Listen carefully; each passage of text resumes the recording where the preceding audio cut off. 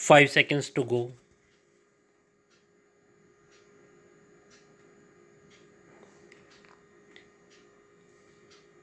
Start.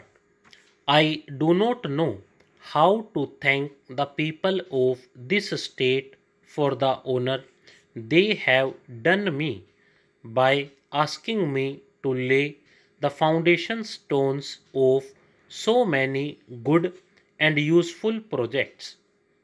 Even since I landed here, I have been laying foundation stones of educational institutions, hospitals, water works, and last but not the least, of a drainage scheme. This is indicative of the large building program that the state government is undertaking to provide some essential comforts and amenities to the people and is therefore a matter for gratification and congratulation. In your address, you have referred to the diverse languages and ways of life of the people and also drawn attention to our underlying unity. In the context of the latter, I want to talk to you today about the problem of our language. When the Constituent Assembly was sitting in Delhi and considering what should be done with regard to language, it had to take a very careful decision. It was obvious that a foreign language, however well established, could not be expected to reach the people at large. We had also to recognize the fact that there is not one but several languages prevalent in India with a number of dialects and subdialects. We could not say that any one language was better than the others. Each one of us was proud of speaking our own language. It would have been a poor specimen of democracy if we were to suppress the language of any constituent part. We had therefore to give a list of regional languages which could play their appropriate roles in regional affairs. But we had also to find a common language for all India purposes.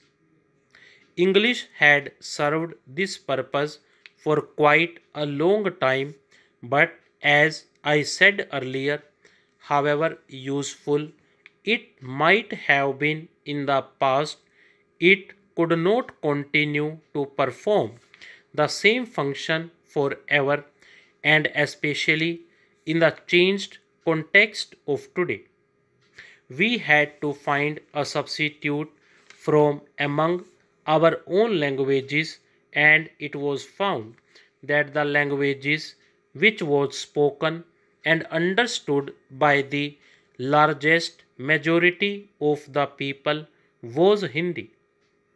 It was therefore adopted as the language for all India purposes. By doing so, it was not implied that Hindi was better than any other languages. It was chosen because it happened to be spoken by the largest number of the people. Misunderstandings are sometimes created, and people start imagining that Hindi is being forced on them, not only as a Hindi speaking person but also as President of the Indian Republic.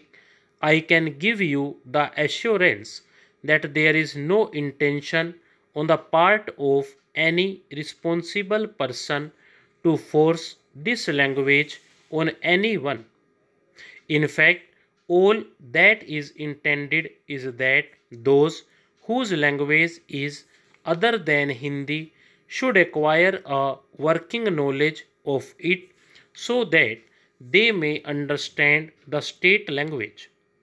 We must all be prepared to make that much of sacrifice in the interest of the unity of our country. As one can see, the sacrifice involved is not much because all that is required is acquisition of knowledge of another language which cannot but be good. The government should not take care to see that no discrimination is practiced on account of language. From the little experience that I have had about the spread of Hindi in the South, I am inclined to believe that it is being learnt with great enthusiasm. Stop.